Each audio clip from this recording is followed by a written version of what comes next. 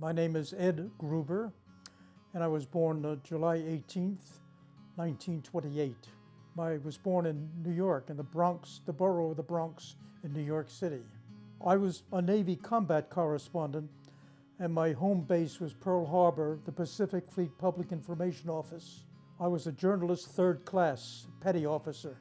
I was a college student, and I was an athlete, and I was a son and a brother.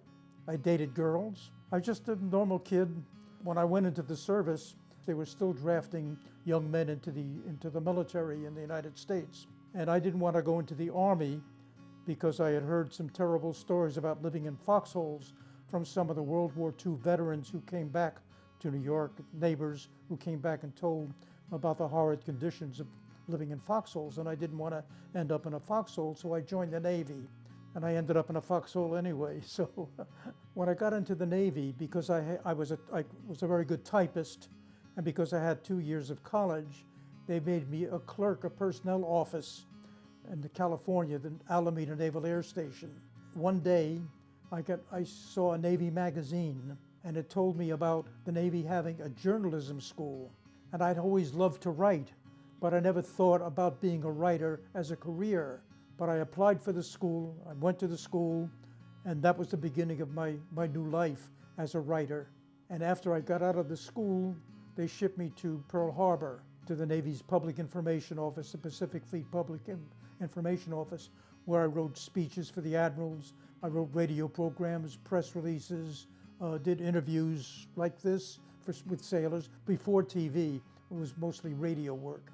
And I went on an expedition to Alaska, writing the ship's newsletter, the fleet's newsletter, and I was supposed to write press releases, but the Korean War just started as we were leaving San Diego to go to Point Barrow, Alaska, on a resupply expedition, and so there were no press releases because of now that we're in a war. And when I got back from Alaska to San Francisco, I flew back to Pearl Harbor, and I was also doing a lot of entertaining at the service club as a master of ceremonies, as a singer, and having a lot of fun. June of 1952, I went to Korea. I was only in Korea for a little less than a month, but it's amazing all the things I did while I was there.